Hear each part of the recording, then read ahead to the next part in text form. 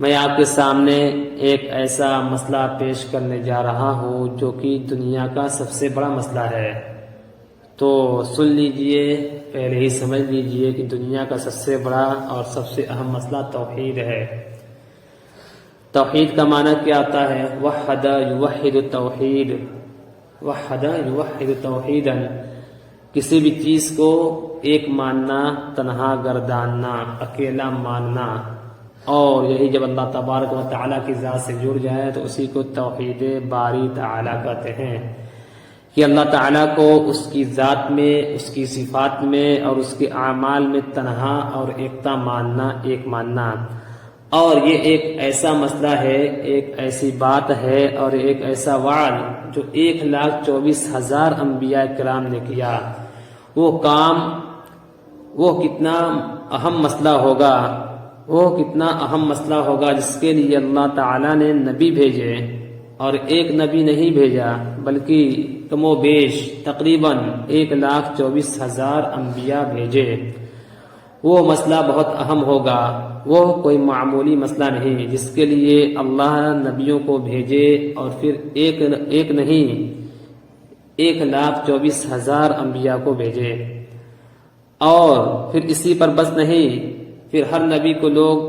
اس مسئلے کی وجہ سے پتھر ماریں، ہر پیغمبر کو اپنے گھر سے نکالیں، ہر نبی کو برا کہیں، ہر پیغمبر کو گالیاں دیں، ہر پیغمبر کے چہرے پر پتھر مارے جائیں، ہر پیغمبر کے راستے میں کانٹے بچھائے جائیں، ہر نبی کو اذیتیں دی جائیں، اور اس کے بعد بھی وہ پیغمبر اس مسئلے کو نہ چھوڑیں، اس پیغام کو نہ چھوڑیں، اس دعوت کو نہ چھوڑیں۔ معلوم ہوا کہ وہ مسئلہ اتنا اہم ہے کہ ساری خدائی میں اللہ کے نزدیک اس سے بڑا کوئی مسئلہ نہیں، کہ جس مسئلے کے لیے پہلے نبی بھیجے جائیں اور بعد میں پھر ان انبیاء کو گھروں سے نکالا جائے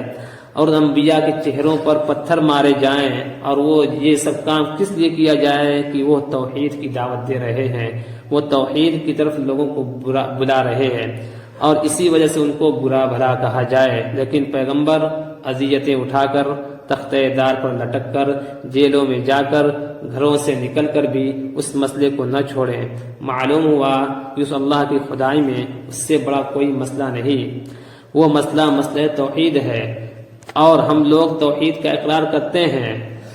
ہم لوگ توحید کا اقرار کرتے ہیں۔ ایسے ہی مکہ اور مدینہ کے مشرکین مکہ بھی دعویٰ کیا کرتے تھے، جس کو اللہ تعالیٰ نے کہا کہ وہ لوگ اصل میں مشرک ہیں، وہ مومن نہیں ہیں۔ وما یؤمن اکثرهم باللہ الا وهم مشرکون، کہ بہت سارے لوگ ایسے ہیں جو ایمان کا دعویٰ کرتے ہیں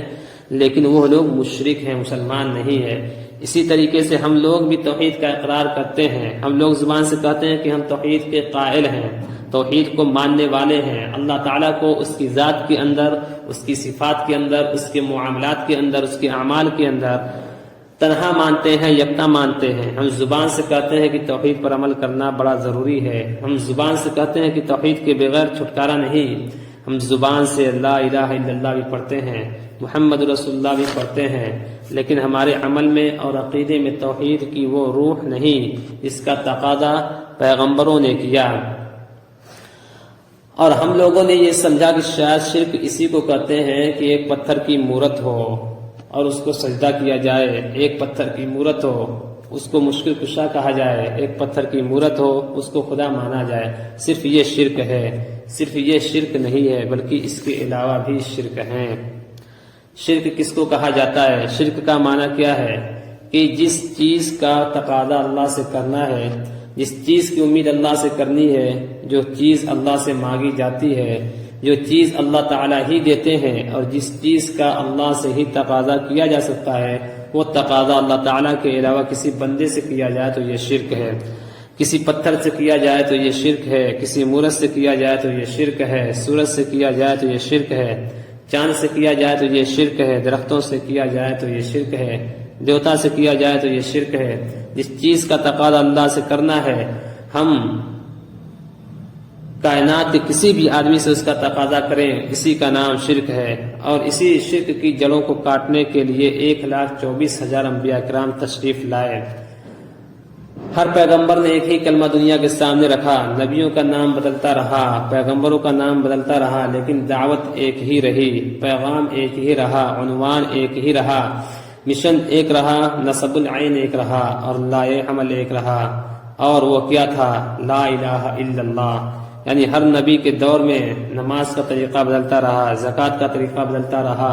حج کا طریقہ بدلتا رہا، بقیہ اور اعمال کا طریقہ بدلتا رہا، لیکن لا الہ الا اللہ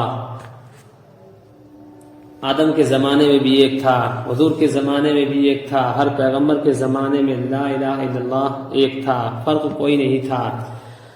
صرف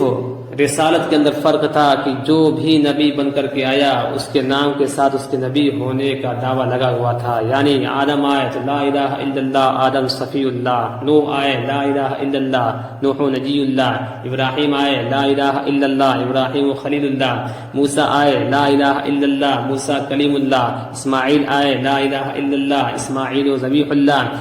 داؤد آئے لا الہ الا اللہ، داؤد خلیفۃ اللہ، یوسف آئے لا الہ الا اللہ، یوسف صدیق اللہ،